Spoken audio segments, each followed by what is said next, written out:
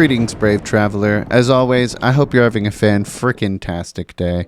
I know I am, because I got to edit and put together this video for you for the Elemental Shaman PoV of Leotheras the Blind. So that's what you're going to watch today. I really hope that it helps you in some way, shape, or form, or you get some kind of entertainment value. What I'll be doing is I'll be coaching myself through the process and giving tips and hints on how to get better for myself, and hopefully that equates to making you better as well. And if it doesn't, well, then you're insanely good at the game and I want to watch you play. So you do a PoV video and send it to me. I really do appreciate you checking this video out. On your way out the door, please hit the like button. It really helps out the algorithm, helps me out. I'm a small content creator, you know, trying to make it out here in the big city.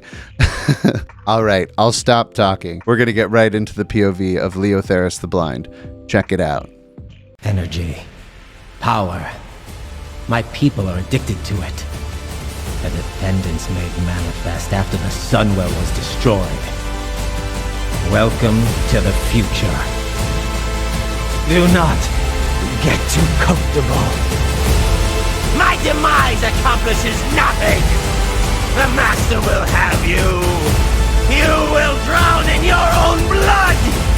The world shall burn!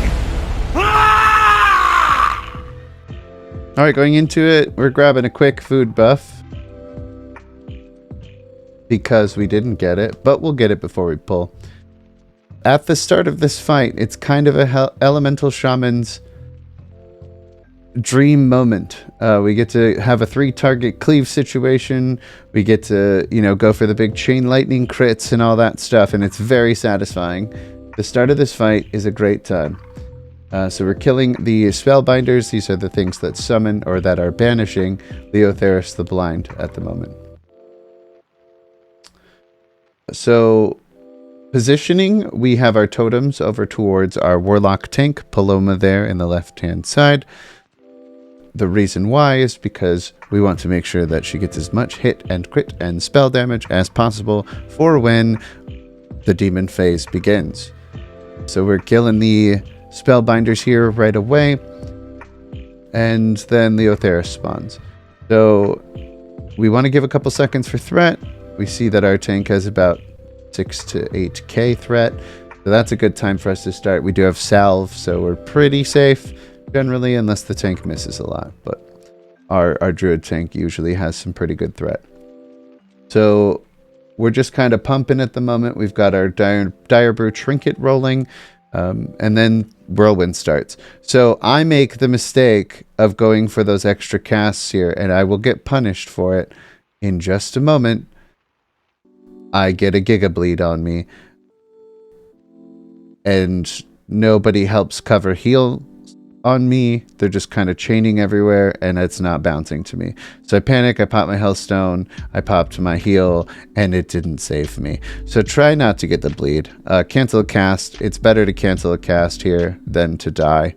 What happens is I end up onking. I have very little mana to continue this extended fight, which means I convert solely to Lightning Bolt, which is a loss of DPS. Lightning Bolt, Lightning Bolt, Lightning Bolt, Chain Lightning is my best DPS combo at the moment until I have more spell haste to get to the 4 Lightning Bolt, 1 Chain Lightning cast.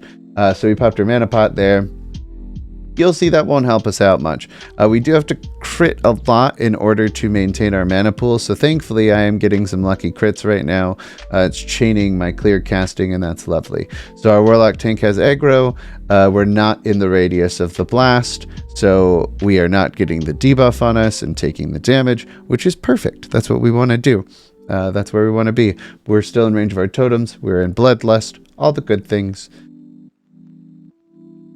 Here we're kind of looking. I was looking to see if I had any runes left, because I had just stocked up and last week on a few, and I apparently used them. So we're dodging the whirlwind. Whirlwind incoming. We will not die to this whirlwind. Even if we get hit, we'll be okay. We'll have faith in our healers that they're going to give us some heals. So we're here just doing our DPS. The threat reset happens after the whirlwind. Be very careful not to be casting when the whirlwind is ending. You can see the DBM timer in the middle of the screen. Watch that. Because if you don't and you attack, you're going to get aggro because there's a threat trap. We're doing just fine. We're still continuing to get our cast. Leotheras is quite a bit of ways. You can chase him, but the problem with chasing him is that he might just turn and whirlwind you anyway. So I would argue don't chase him too much. If he's going really, really far, then maybe, but otherwise I wouldn't chase him. So our Warlock tank has threat again. We're getting close to the final phase of this boss, in which he'll split into two. For now, we're just kind of doing some passive damage. We were really, really high on the meters, but since we died and lost some ground, and our mana's been low this whole time, we kind of fell back a little. I will be showing the parse to this fight for you up on the screen. I will show you also a parse from one that I have improved on, taking hints and tips from this video and my discussion with myself that I'm sharing with you.